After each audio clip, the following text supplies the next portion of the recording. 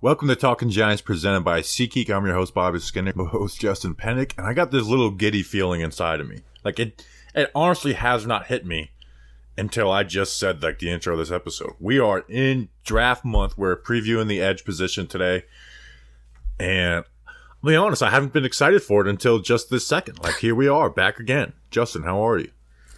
Bobby Skinner, hello. The weather is starting to get warmer here on the East Coast, up in the tri-state area. It is 7:50 at night, and it's 60 degrees.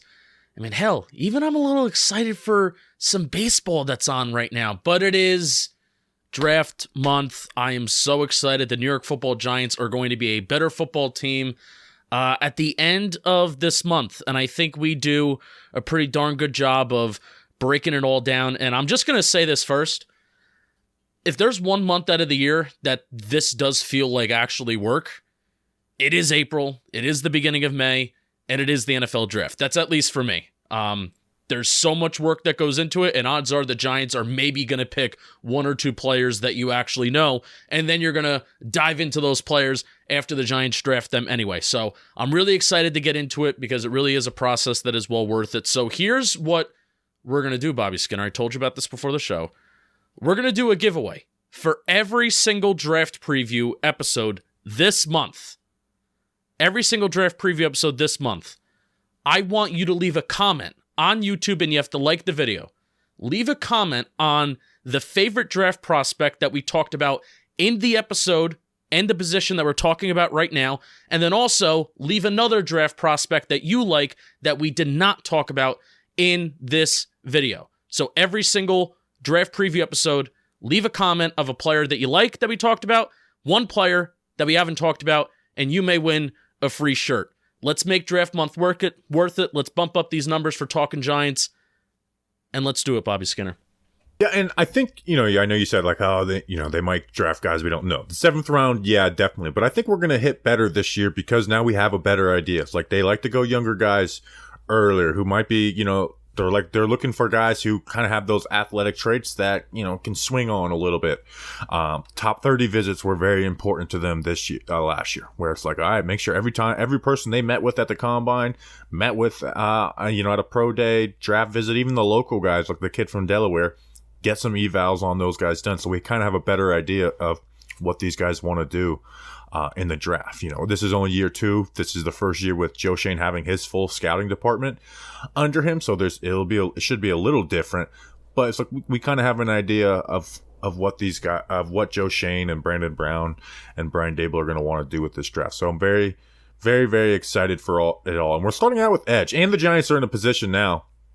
There's still a lot of positions of need. Like you can't like say, oh, they should get this in the first or second round.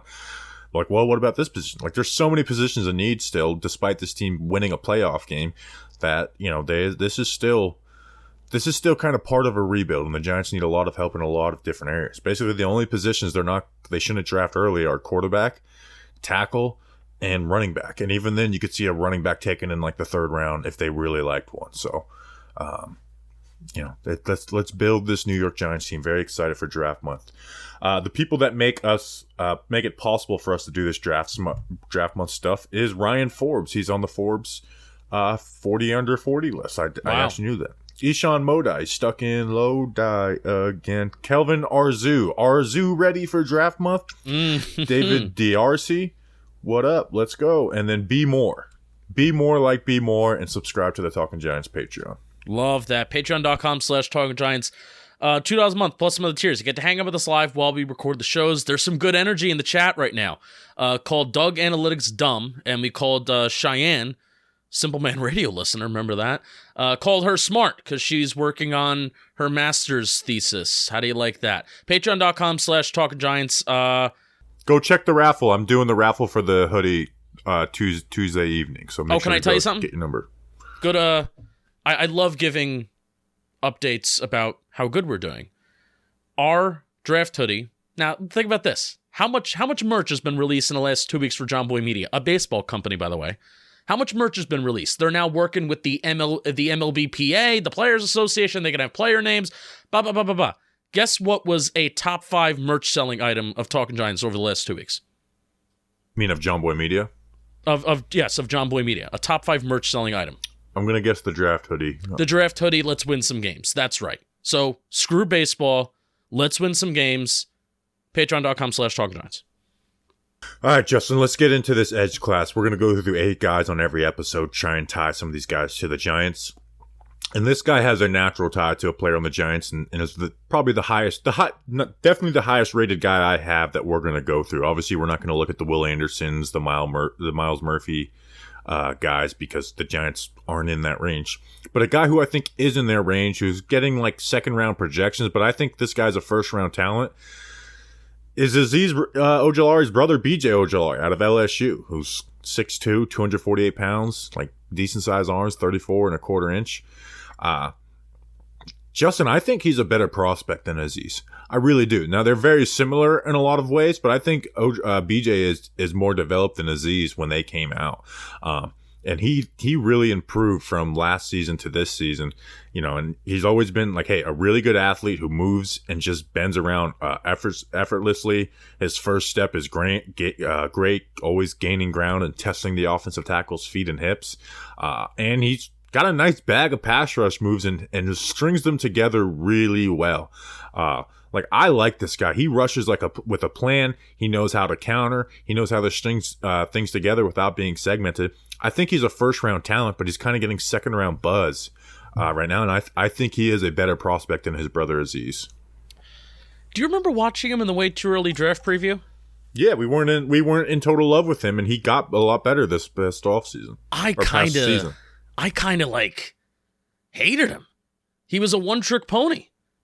All he had was his speed, and that was it. And man, when you did that film breakdown, by the way, JM Football, there's already 11 film breakdowns out on the JM Football channel right now, and it's the start of draft month. You did like 16 last year. You're going to crush that. You're going to blow that out of the water, and you've been crushing those film breakdowns. JM Football, go check it out. So BJ Ojulari, I was really thrilled watching that film breakdown. You talked about the speed and get off of the edge is insane. Top 30 in pass rush win rate among draft eligible players. Only 2% less of a win rate than Will Anderson, by the way. The feet are always charging and moving forward for him. I think he flattens the line very well, getting to the QB, which is so important because when you talk about he's very flexible.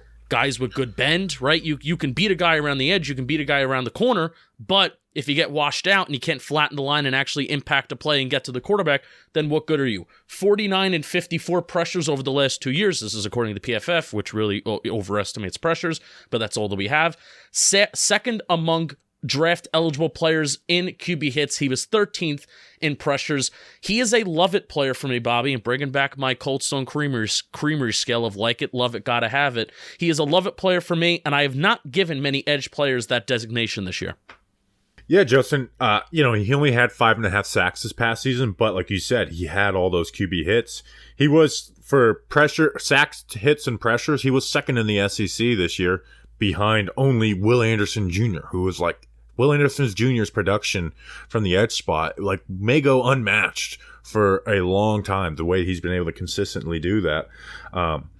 And like you said, in the whole draft class, he's second in QB hits with the ones that he had. And so where I think he's better than he's the same athlete that Azeez is, he's got the good bend that Azeez has, but he's able to work those pass rush moves together. And then in the run game, now he's not a good edge setter, right? Neither was Azeez, but he doesn't get blown away. Azeez Ojulari had snaps where it's man, they're widening the gaps just attacking Azeez Ojulari, but also his brother, he works to disengage well in the run, just kind of struggles with hands on him, but he's great in pursuit, and he has lots of coverage experience too, which matters for the Wink Martindale defense. So this is the only guy that we're talking about of these 8 that I have a first round grade on. I think he's a first round player. I don't know where he ends up falling. But, the Giants drafted Azeez at 50. If he somehow fell to 57, he would be, number 1 on my board. And the Giants at edge position, Azeez, I don't know if BJ has the injury history that Azeez has, but they need help there right now. Their third edge right now is Jihad Ward, who brings you 0 pass rush value. And he's a good run defender, but he's not a great run defender. They need a third guy to come and rush the passer. They need that type of guy. Yeah.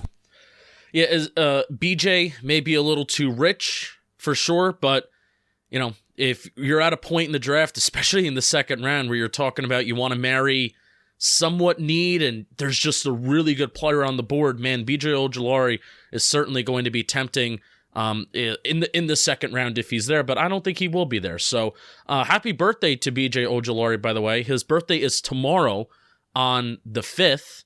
And he is just turning 21. He will be 22, obviously, next April. So he's super young, so he fits that Joe Shane mold of being super young. Yeah, and that was kind of that's the tiebreaker of what we're using on, like, what players to talk about or look at. It's like, go see which one is younger. Yeah, literally. We were texting. I'm like, all right, who's younger, this guy or that guy? All right, go with the younger guy. Yeah, so, again, he's very young, and we saw Azeez Ojulari add some strength. I don't know if there's correlation. I hate to keep comparing us to his brother, but he is similar to his brother. I don't know if it's correlation and causation to the injuries, but if he can add a little strength in that run game and add some power. But he plays with pop, though. Even though he's not the strongest rusher in the world, he works speed to power pretty damn well. It's not like he can't finish some bull rushes either. Yeah. So he works speed to power better than a lot of guys in this draft class that are supposed to be strong. Yeah, I agree. Obviously when you get to the NFL, it's a different thing, but like Azeez coming out didn't do any of that. Yeah. He was what BJ Ojulari was in 2021, where it's like just working speed around the corner, and then obviously progressed as a player. So anything else on BJ before we move on? No. All right. Next on this list, I hope I pronounced this right. Tuli we should have looked up how to pronounce this before. Here we go. Tuli Tuipulotu, edge out of USC. Did I pronounce that right? Tuli Tuipulotu. I think it's pronounced exactly how it's kind of spelled out. Well, we're gonna call him Tuli, the edge out of USC, who's 6'3", 266 pounds, got some nice mass to him, had awesome production this last year. 13.5 sacks, 22 tackles for loss. That is as good as it gets. Justin, he aligns all over the front, and they're included like reps where they had him like standing up as like that Joker linebacker type role. And kind of just won with, hey, he's got a strong punch and he has a great pass rush plan to win in multiple ways. Uses his hands really well. Like, he has solid bend around the corner, even though he's not like the greatest athlete in the world. My question is, with Tuli, could he fall in the tweener category? Oh, you know what's funny? You know me. I don't consider myself an NFL draft guy. I don't really use the phrases all that often. I have in my overall thoughts, plays like a tweener, especially with shorter arms for an edge rusher. But the fact that he checked in at a 266 pounds at the combine, I think that means that he'll be an edge rusher in the NFL, at least right now. Now, again, I think you have to include this with every single player that we talk about on Talking Giants when we talk about a draft preview. He is 20 years old right now. He is turning 21 in the month of September. So he obviously can add more weight. He's super, super young, but plays like a tweener. And I usually don't come up with those kind of draft cliche phrases super often. I think his home is at edge, though. Like, unless I agree. Unless he were to gain 20 pounds, which I don't want that for him, because he had so much great production on the edge. I don't know if that would happen on the inside. But it's cool to have a guy to have outside-inside versatility, for sure. Yeah, but a lot of that production came from the inside, right? Like, whether it was working stunts or just lining up over the guard. Like, those were his best reps showed up, like, by far, even though he had some really good stuff out on the edge. But I just thought better tackles. Like, he wasn't great out on the edge when he was playing against them. When he was facing, like, some of the, subpar tackles in college football, he was able to really work them. And he, as much production as you think he'd have, you think he'd be a guy that, like, pushes the pocket and, counters. He doesn't really do those type of things. But again, like, he's kind of got this good downhill burst to the ball. Strong punch in the running game, and it allows him to disengage and get all those tackles for loss that he has, so he's got the strength. But like you said, he's 20 years old, so it's crazy for a guy to have all that production to need to string together more parts of his game, but it's there to be had for Tuli. Yeah, absolutely. And in my plus category, I kind of break things up for my simpleton brain in plus, minus, and then I have my overall thoughts. So on my plus category, I have such a smooth athlete, long strides and solid bend.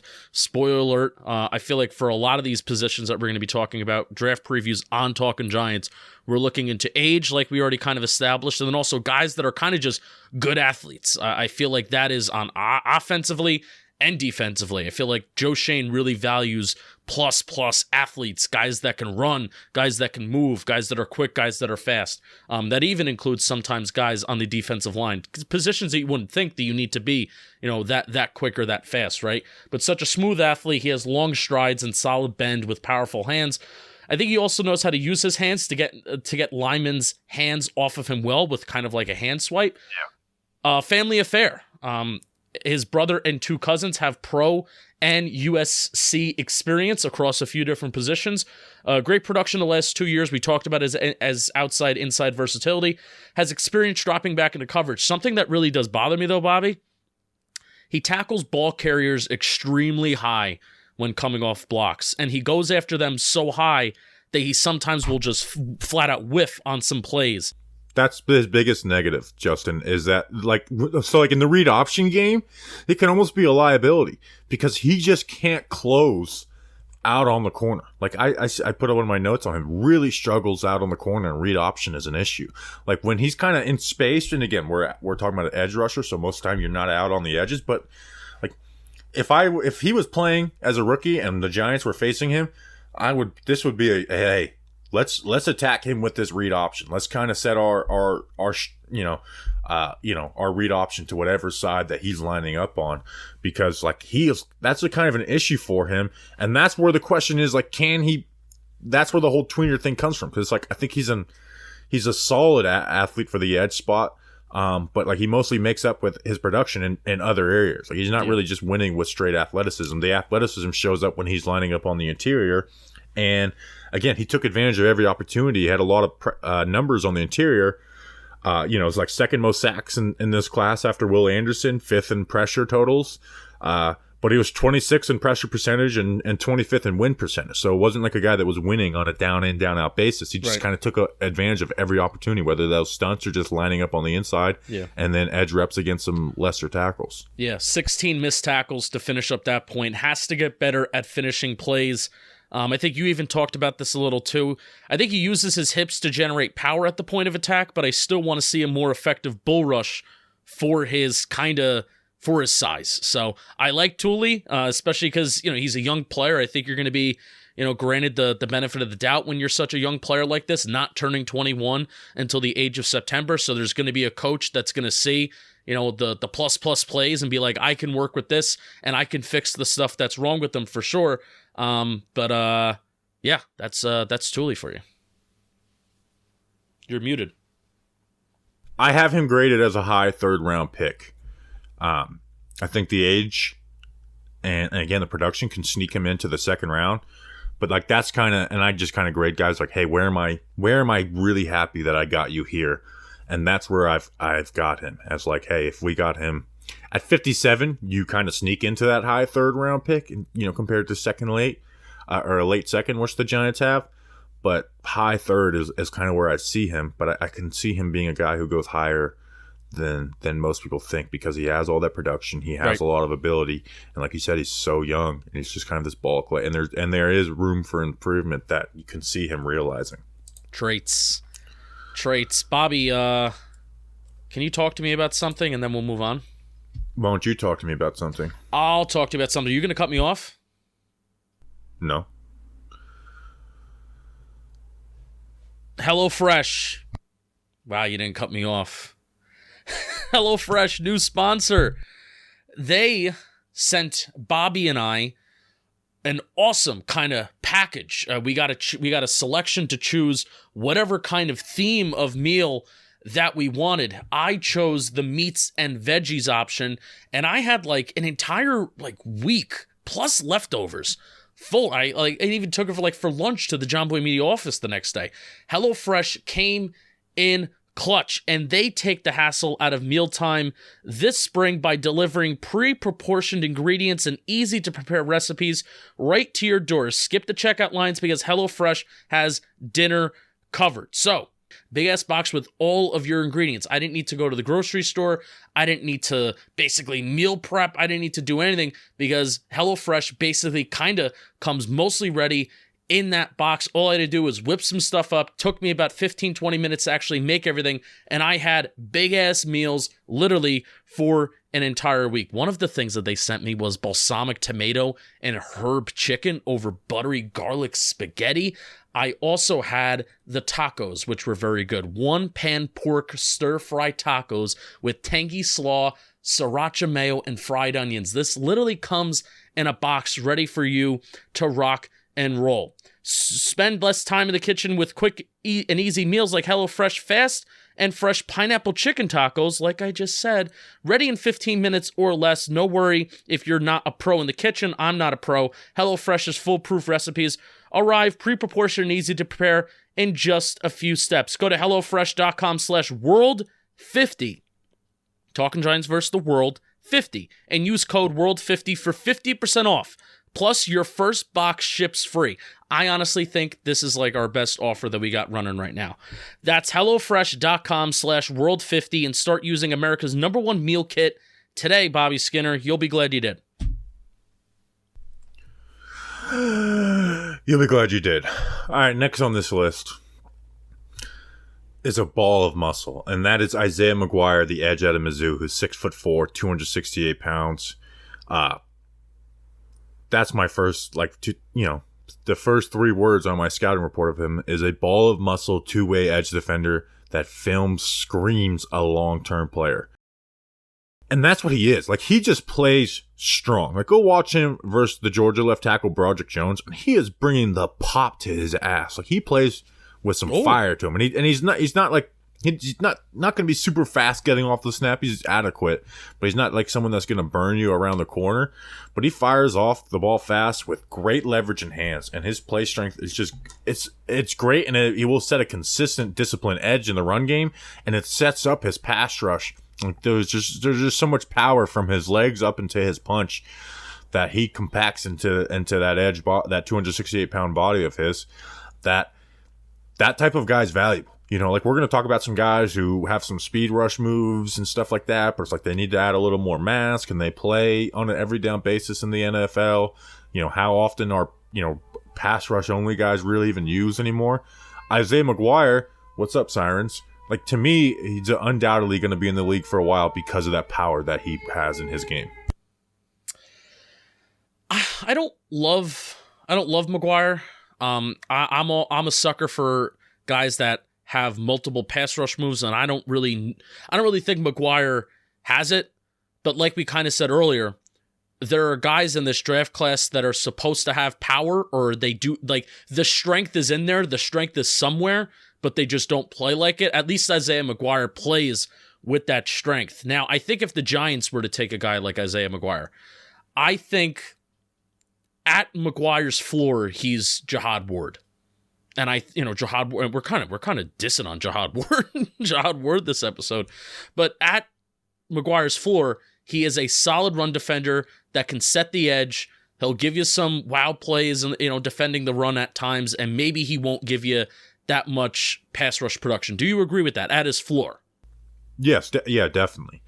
But he's another young guy who's 21 years old. Birthday's in July. Yep. And that's the thing. Like, you can see the growth coming there as a pass rusher, because it's not because of lack of athleticism. He's not the most athletic guy in the world. It's just like, hey, I want you to use that power a little more. Like, when you watch him go against Broderick Jones, sometimes like, hey man, you brought the power. Now slip off that block. Like, move your hands out of his chest and try and use, work his arms against him or open up his hip. And those are the things I saw consistent with McGuire. It's like, man, he brings the power. He pushes the pocket. The run, man, he squeezes down those gaps. But you can disengage too. And that's where he needs to get better, is like adding to that, like having a better feel for like, hey, don't just try and bully this guy for an entire rep. bully him, disengage, and you'll get into more production. But it's not like he didn't produce at all. It's not like we're talking about Trayvon Walker, where he didn't have any pass rush production. Like, he had 8.5 sacks, 14 tackles for loss. Obviously, he's not the prospect that Walker is, but like I have him just like Tuli as a high 3rd round pick. So again, he doesn't have that corner bend. He doesn't have that pass rush. Great pass rush production, but he's a hell of a run defender, and he was 5th out of all this class. He was 5th in run stops.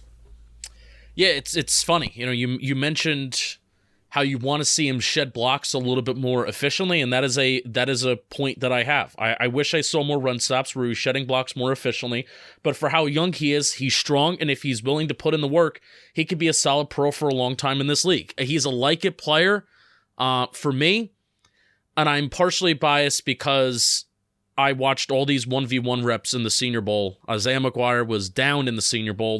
We have some guys here that were down in the Senior Bowl that are still relatively young. McGuire is 21, turning 22 in July, like you said. So I am biased there because I did not see McGuire kind of show out in the Senior Bowl. Yeah, I wanted to see more out of him. If he had a good Senior Bowl, I would be like, this is a 2nd round player. But he's a love-it player. Yeah, if he had a good Senior Bowl. But he didn't, and I am kind of biased there, but he has NFL size that's ready to go and ready to play right now.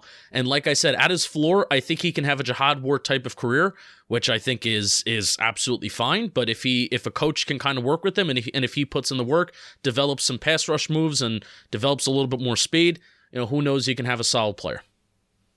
And again, he was able, going up against SEC tackles, he was consistently able to play some bully ball. Yeah. About him. So I have him as another high 3rd. I know we're not going necessarily in order of highest graded to lowest graded. This is the next guy. Do you have anything else on McGuire? No. The next guy on my list, man, this is the guy who I have the hardest time getting a read on.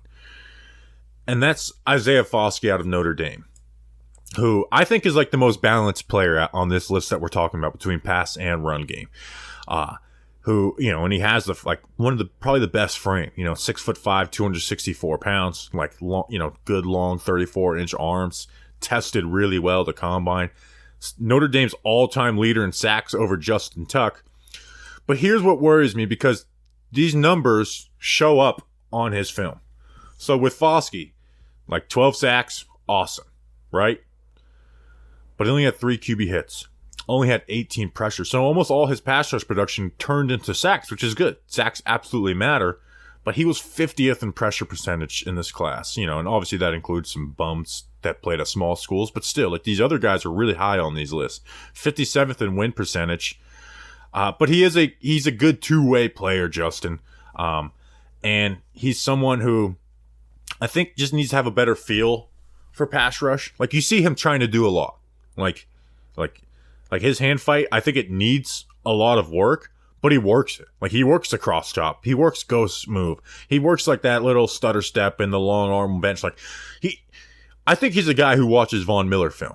I really do, because he tries to do a lot of things that Von Miller does, but he's not always going to be he's not the athlete that Von Miller is, even though he is a good athlete. And there's reps where he wins purely get off and speed, and he can work outside in with, pretty smoothly.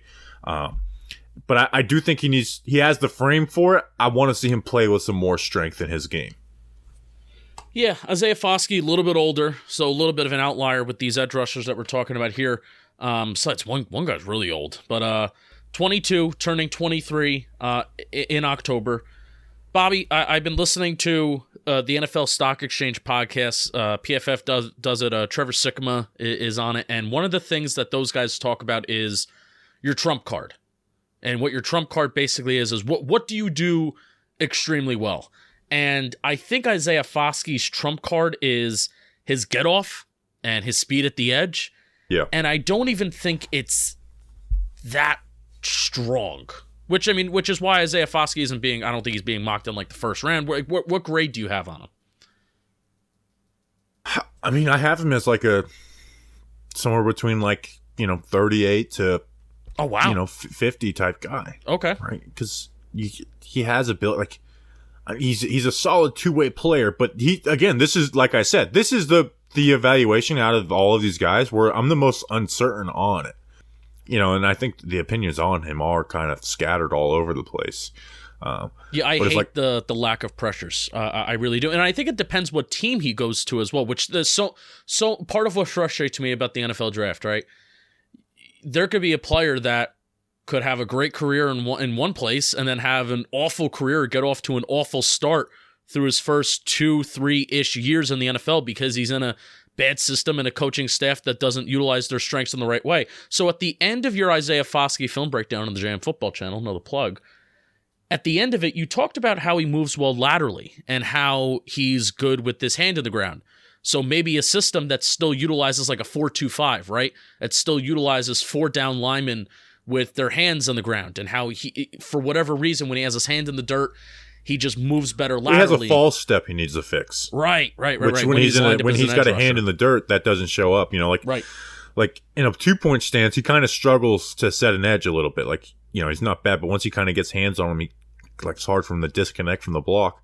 But like, there's some reps in the 3-point stance where it's like he fires off, he jabs into an offensive lineman's chest, rips through, and has some like awesome run stops. So and this is where it's like he's at, like he's fifth in this class for like run stop percentage. He has pass rush production, turning the sacks, but not winning on a down in down out basis. And a guy like Paris Johnson handled him pretty not easily, but like Paris Johnson handled him in this game. So this is a guy I have a hard time getting a read on, and I usually try and like where he's mocked, I kind of want to stay away from a guy that I have a hard time getting a read on, because I can see this guy coming into NFL and just not translating. Yeah, let's just say the Giants feel so strongly about taking an edge rusher in the second round. It's Isaiah Foskey. I'm feeling very meh about it. And not because it's an edge rusher, it's just because that's how I feel about the player. Yeah, no, like there's like other edge players that might be there that you might be a little more excited. So, yeah. But he has things he can work through with good production. But again, maybe add a little power. But again, he's not very young either. So, right. And I just think he needs to kind of figure out. I guess you said it with like the whole trump cards. Like he needs to figure out how he's going to win as a pass rusher, because it's almost like he's trying to do too much. Right. Like I said, he mentioned all those moves, and down at the Senior Bowl, like he was going up against DeJuan Jones on day one. And he was trying to beat him with power. And it's like, man, you could probably embarrass this guy working around the corner or working laterally, and you just didn't do it. Like you tried to be like, oh, I'm going to go right at this 380-pound offensive lineman, and it didn't work. So it's like you kind of, for him, it's almost like, hey, study your opponent and figure out what's going to work against this guy, and don't try and change up your pass rush plan on every single rep until you grow as a player and can feel confident doing that type of stuff. Because, like I said, out of all these guys, he has the most diverse pass rush plan, but he doesn't always work at the best. Like he tries to do the cross chop, doesn't work great. Does that little stutter step, doesn't work great, but a lot of his production comes from just beating the guy around the corner, where it's like kind of use that and get guys trying to get you around the corner and then counter into some of those things. I will say, if this is what pushes Isaiah Foskey over the top for you, 4 blocked punts in his college career, special teams. Joe Judge intensifies. Anything else on Foskey? No, let's move on. This next guy on the list is one of the more intriguing players in the draft, and that's Zach Harrison, the edge out of Ohio State. Guy's almost 6'6", 274 pounds, alien arms, 36 and a quarter inch arms.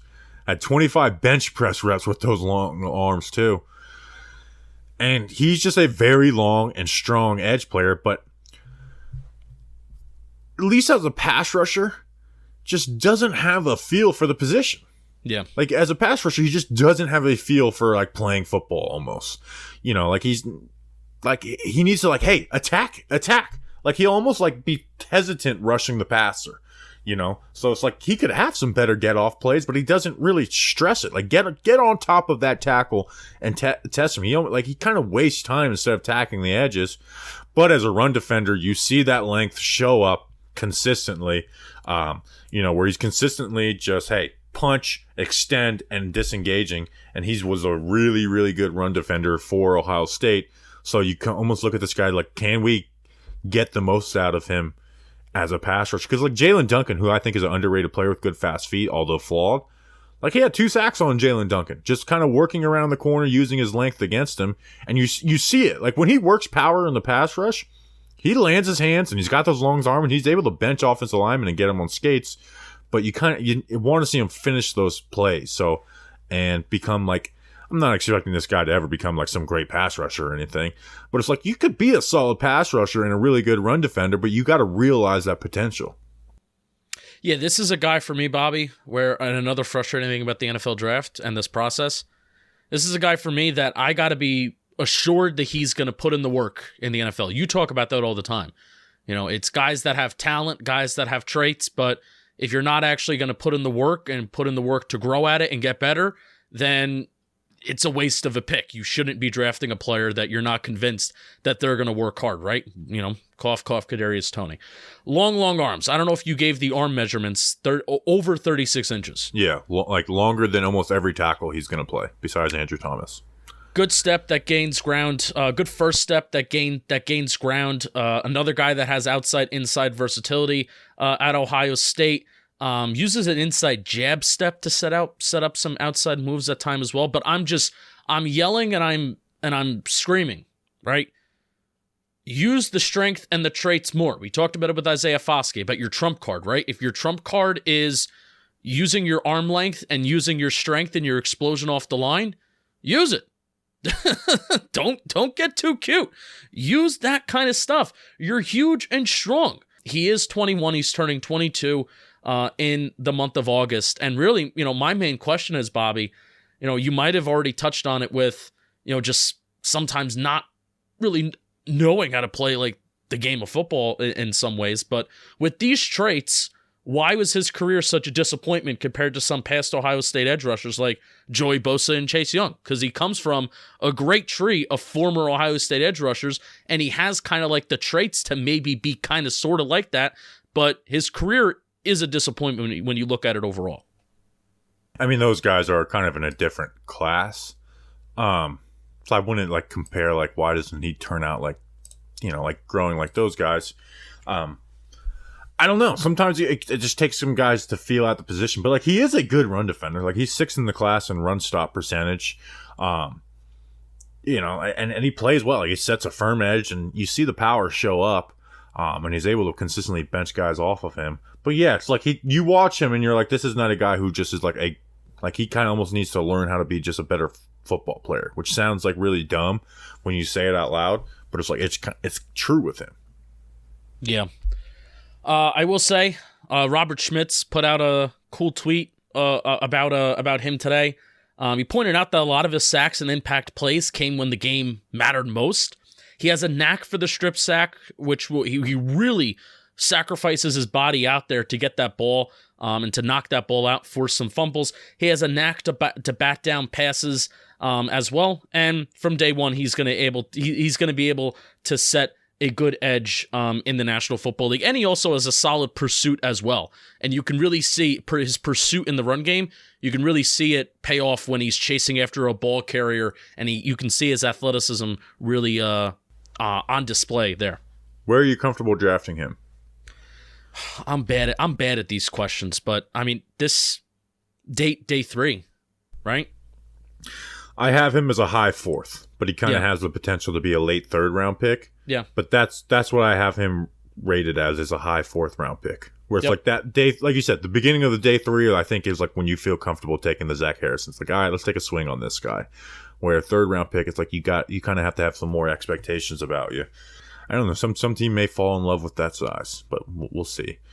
And anything else on Harrison? So good run defender who has like the best body in the class. You know, like his arm length is longer than Andrew Thomas's long ass arms. Like, it's crazy. And you see flashes in the pass rush, and he can, you know, use the power in the pass rush, really good in the run, but he just needs to figure out better. Next on this list is DraftKings. The baseball season is in full swing. Whether you're rooting for the home team or betting on your favorite player, DraftKings Sportsbook has got you covered for all this season's action. Right now, customers can place a $5 pregame moneyline bet and get $150 in bonus bets if your team wins. Plus, everyone can hit out of the park with DraftKings same-game parlays. Combine multiple bets in a single game for a shot at an even bigger payout. Bet on Anthony Volpe's stealing bases. Like, basically every time that guy gets on first base, live bet it for a stolen base. Like, that would be my bet. Like when I'm up there for the draft, I'm live betting every Anthony Volpe like steal a base type bet that they put out there for you. Also, didn't get the Miami FAU final like I wanted. Sorry, the Bobby Skinner final. It's really FAU was heartbreaking, but I like I'm a Miami fan. It sucked. They didn't figure it out. But you could figure it out and join the big league action now on DraftKings Sportsbook. Download the app and sign up with code WORLD. That's like Talking Giants versus the world. And new customers can bet just $5 on any pregame money line and get $150 in bonus bets if their team wins. Only at DraftKings Sportsbook with promo code WORLD. Minimum age and eligibility restrictions apply. See show notes for details. I'm distracted. You'll be glad you did. I'm distracted. I'm watching my Blitzball Warehouse debut on the Warehouse Games channel right now. I just threw a curveball way upstairs, and I'm about to watch my first strikeout, which I actually have. Dan the Tech Man made me a trophy of my first Blitzball strikeout, and I might have hit a home run as well. So go check out the JM Warehouse Games channel where I play Blitzball. Very cool. Blitzball. The next guy on this list is Nick Herbig out of Wisconsin. Who's 6'2", 240 pounds, so a little bit of a lighter guy, 31 and a quarter inch arm, so like 5 inches shorter than a guy like Zach Harrison. But man, did this guy produce at Wisconsin. Like, he had 11 sacks, 15 and a half tackles for a loss. He's top 5 in this class for pressure percentage. First out of all the Power 5 guys. He had a win percentage of 24%. Like, everything this guy did, like, turned into production. And he's a high motor edge to me that will test pass blockers on every single snap. And they split him out a little bit. Like, we'll put him on, like, that split linebacker snap that, like, Jack Sanborn did for Wisconsin last year, if you remember him correctly. And he's a good athlete, but I think he's just going to have issues strength-wise. But again, every single rep, like, he has really good he is on it. Like, every rep, you are getting into that third step of your pass set, and he is there. And he's got active hands and, like, decent flexibility to bend that edge. Like, he's going to go after your ass. And he might be a guy that, like, gets a handful of sacks every single year. And if he can improve into a run defender, like, he's going to find a role in the NFL. Yeah, what really caught my attention with Nick Herbig, he was the first edge rusher that I looked at, by the way. And what I was doing to really start as I was looking for good value guys in the draft, because that's what the Giants are going to be doing with the edge rusher position. Good value guys in the draft that are on the younger side that maybe have some good positive metrics. And Nick Herbig, 21, turning 22 in the month of November, so still on the younger side. He was 8th in pass rush win rate among 2023 draft eligible players this past year, and he was 4th in win rate in true pass sets. Hand swipe, one-arm stem, speed and bend around the edge, a little bit of a ghost technique. I think he uses his hands well, wins with his first step and bend off the edge, so a guy that has some good athletic traits, plus you can win in multiple ways. I'm a sucker for that kind of guy. And like Bobby said, really what he needs to do is he needs to add strength. But I think because of his age, I think he can do that as he develops in the NFL. Well, and it's not even just like, oh, he's need to add some strength. Like, he didn't use any type of power in his pass rush plan. Like, he was never like, I'm going to put my hands, like, I'm going to change it up on you and put my, like we said, BJ Ojulari, he's not a guy who's the strongest guy in the world, but he'll hit you with some pop. Herbig did not even try it at all. Like, he was basically like, I'm working your ass around the corner, and if you start going too far, I'm going to work inside and get lateral on you. So he's just a guy who's always around the ball. Like I said, 11 sacks this year, 15 and a half tackles for a loss, and has a nice bag of pass rush moves. But in the run game, like, he's not very good. Like he doesn't set a good edge. Like tackles will widen out and open up lanes. Even like playing on the backside of stuff, like squeeze. He needs to like squeeze the gap better. Like I think he lacks run instincts, and he was put out in space a little bit. He was a horrible tackler in open space, even though he is a guy who can drop back in coverage and do a little bit of that for you. I saw some idea of moving the stack linebacker. For those reasons, I don't see that. I think he's just kind of got to be a guy who finds his way. But yeah, like he is, as a run defender, out of all these guys we're talking about, there's maybe one guy who's a worse run defender than Herbig. Yeah, 16.7% missed tackle rate. I also have that he really gets overpowered. What's your grade do you have on him? A C, so like late 4th, early 5th. That's fair. Now, can I tell you something? I want to check. I'm going to check it again. I started this process, and PFF had him graded, or not graded, but they had him on the big board at around like maybe the 3rd, 4th round. And now I'm going to look right now, and I think he's jetted up. So I have him as a 4th rounder. They have him ranked 58th on the PFF big board, which I think is insane. Yeah, that's where PFF relies on like their just like grades and numbers and too much with draft stuff, which is like, yeah, you can't really. I mean, their grades suck in general, but yeah. But he's a like-it player for what he is, and again, not a lot of players. I'm not giving a lot of players this designation. Like-it player for what he is, love-it player for what he can become. I think if he does add strength, even a little bit of strength. But I don't see him adding, a little bit of strength. Like, this guy's never going to be like some strong player. He can add a little bit of strength, but he's never going to be a strong player. Yeah, needs to get better against the run to not totally be a liability. But worst case scenario, I think he could be a speed rusher off the edge, and I think he can be like a good number 3. Yeah, I can see that for him. My thing is with him is just like, I don't know if that power is ever being. I mean, he's only 6'2". He's got short arms. Yeah. And for that, some strength. Like he doesn't really have the frame to do it. Like he's not light for 6'2". He's 240 pounds. And he put up like 25 bench press reps too. So it's not like this guy was putting up 15 reps in the bench. So this is a guy who has pass rush production. So you take him in the 4th round and see if some of that can translate, or maybe in the 5th round. But I struggle on him. Like, there's a lot of good there. Like, there's some awesome stuff out of there. But it's just there's so much struggle in the run, and it's like he doesn't even try power as a pass rush. Like, change it up and throw it at these guys. But he can win. Next on this list, if you talk about a guy who struggles with the run, that is Army. Yes, I think the Army would have a guy in the draft when we wouldn't cover him.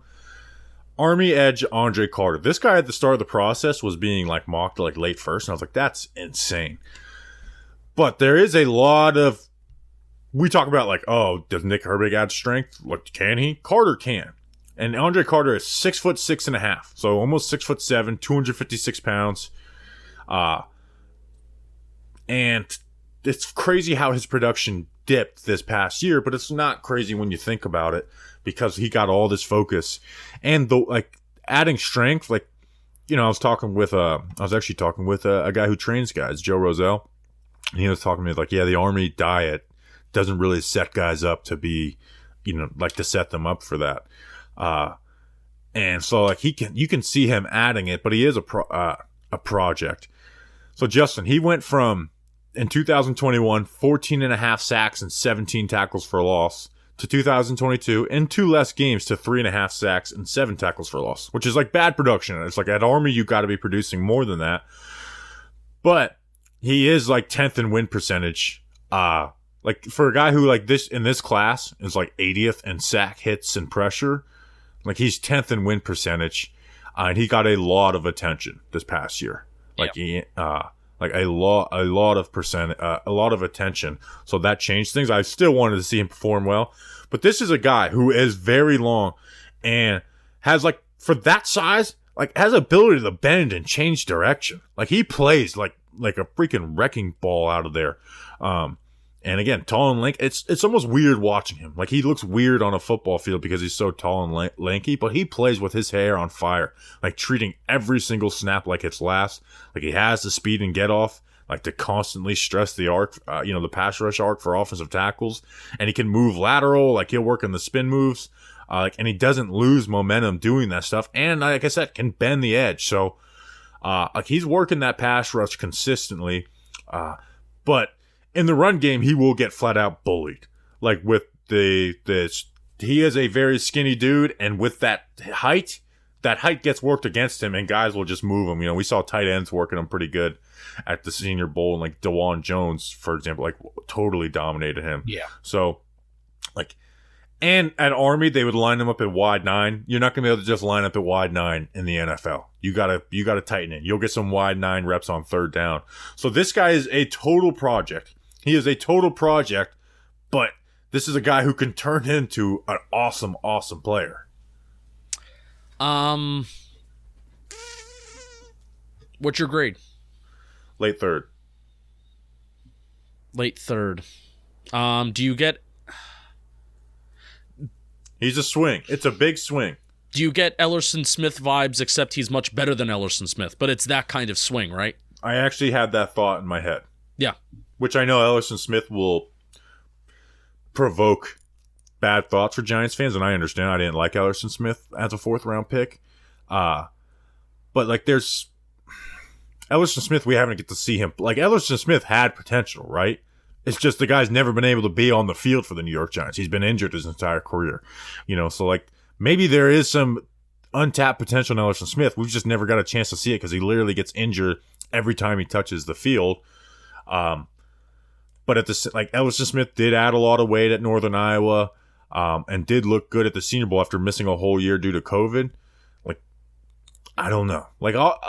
Listen, I'm not sitting here this is a huge swing, which means you might strike out by 3 feet. John Carlos standing in the 2018 playoffs type strikeout, but like he's got some ability too, and that length, and to me he's a much better pass rusher than Ellerson Smith. Oh well, yeah, that's not a question. I think he's a better player. By far a much better pass rusher than Ellerson Smith. But it's a huge, huge swing on this guy. Yeah, for sure. I mean, 6'7" is absurd. that's like he doesn't look. It looks weird on a football field because he's so tall and lanky. Yeah. And then you see this guy with him. You just see him playing with his hair on fire. It's insane. Yeah, and another guy that's currently suffering from. I watched all these 1v1s versus the Senior Bowl because I cut him up, and he didn't do. He had one really good rep in 1v1s in the Senior Bowl, and then that was it for like the entire week. Yeah. So he is someone who benefited from playing weaker competition too, kind of like Ellerson Smith, even though he was better than Ellerson. All right, last on this list. I actually last. Wow. I actually took this guy in the Giants mock draft that I put out on Monday. And that's Louisville edge YaYa Diaby, who's 6'3", 263 pounds. Had 9 sacks and 14 tackles for a loss this past year for Louisville. Good, strong athlete who aligned all over the front, like played out of a down stance mostly, and lining up at like a 5 tech. I see some like people saying him high. Like I took him in the 6th round of that mock draft video, and that's kind of where I have him rated as like a late 5th round type player. But like he moves like he's a good athlete. He moves laterally really well. Like he had a 4.5 140, a 37-inch vertical, so he tested really well. He's got a good first step, but I think he just needs to drive into blocks more and kind of drive through them. And he has strong hands that are able to stun offensive linemen in their chest, but he kind of needs to add pass rush moves. He doesn't really shed blocks. Like he kind of just only uses like a bull and rip. And like once guys stop him, it's like you don't see any countering or anything. But he does set a good edge. He squeezes the gaps down, and he's got good bursts of the ball to get some big tackles too. But I think this is a guy whose football instincts need to improve. Oh yeah, for sure. I mean, I think he plays with a lot of energy. And I think, his motor, everybody talks about his motor, his motor's high, but sometimes he does look a little lost, where that's where the football IQ and the football instincts need to go up for sure. He's 23, turning 24 in the month of May, so this is the one big outlier of, being an older draft prospect, but I think Joe Shane showed. I think DJ Davidson's a little bit on the old side. I think Joe Shane showed that, if you're a day 3 pick and you're just a guy that the Giants like, that the Giants are going to take you.